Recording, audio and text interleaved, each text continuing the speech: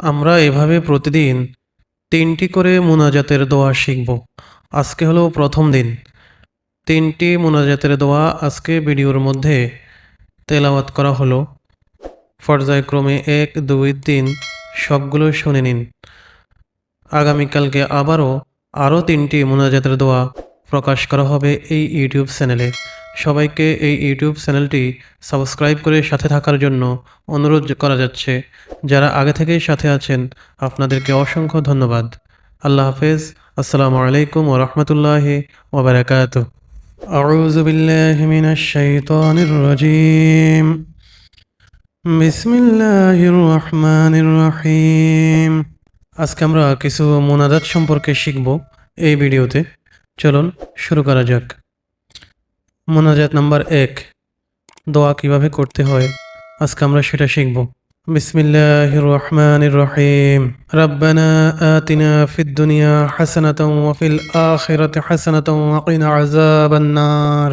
হে আমাদের পালনকর্তা, আমাদিগকে দুনিয়া ও আখিরাতের কল্যাণ দান করুন এবং আমাদেরকে দোজখের আযাব হইতে রক্ষা করুন। সূরা বাকারা আয়াত ২০১। আউযু বিল্লাহি মিনাশ শাইতানির রাজীম। বিসমিল্লাহির রহমানির রহিম।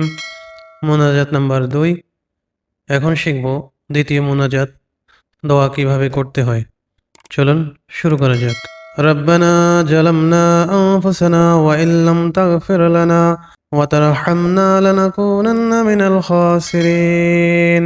হে আমাদের প্রভু, আমরা আমাদের নফসের উপর জুলুম করেছি। তুমি যদি আমাদের ক্ষমা না করো, আমাদের প্রতি করুণা না করো, তবে আমরা ক্ষতিগ্রস্তদের অন্তর্ভুক্ত হয়ে যাব।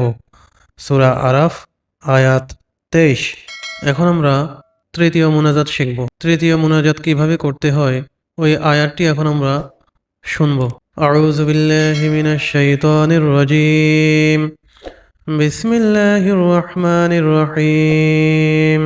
রব্বানা লা তুযিগ কুলুবানা বা'দা ইয হাদাইতানা মিন লাদুনকা রাহমাহ ইন্নাকা আনতাল ওয়াহ্হাব।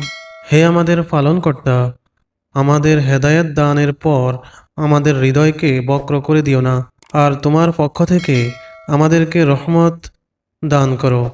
নিশ্চয়ই তুমি অধিক দানকারী এবং দানশীল।